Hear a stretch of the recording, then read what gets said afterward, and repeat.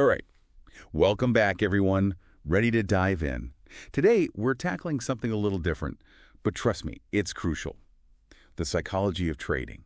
We're going deep on how to manage risk and, most importantly, how to keep your cool when the markets get, well, a little crazy. Sounds good, dude. So have you ever found yourself, after a tough loss, wanting to just, go all in on the next trade to try and make it back? Oh, absolutely. It's a really common reaction, almost like you're trying to chase those losses away. Exactly. And that's precisely the kind of impulsive behavior that we want to avoid. Yeah, increasing your position size after a loss, it's usually driven by emotion, not logic, and that's a recipe for disaster in trading. Makes sense. So what's going on in our brains when this happens? Why do we get this urge to chase losses? Well, it boils down to how our brains are wired.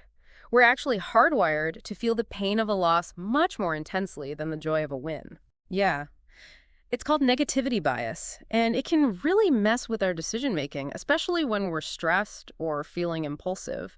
Like seeing those red numbers on your portfolio can trigger a kind of fight or flight response, making you want to take bigger risks to try to erase those losses quickly. Wow, that's fascinating. So it's almost like our brains are working against us in those moments. In a way, yeah. We have to actively fight against those instincts if we want to make rational decisions. So how do we do that? What are some practical tips for overcoming that urge to chase losses? One powerful strategy is something that might seem counterintuitive at first.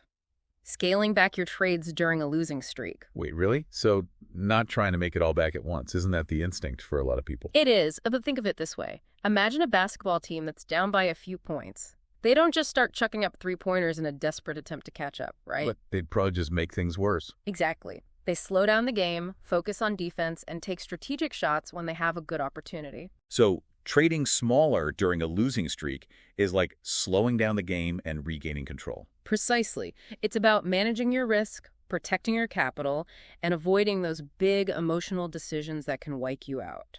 It's about discipline then, more than anything. Absolutely. It's about sticking to your plan, even when your emotions are telling you to do something else. And that's one of the hardest but most important skills you can develop as a trader.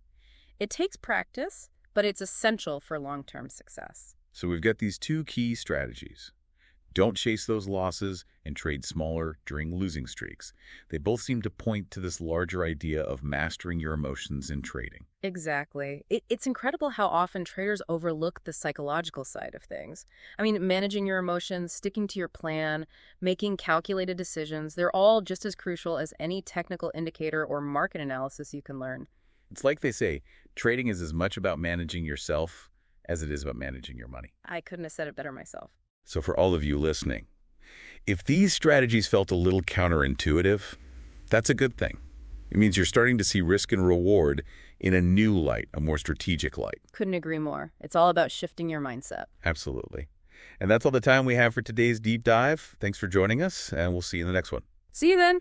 Happy trading, everyone.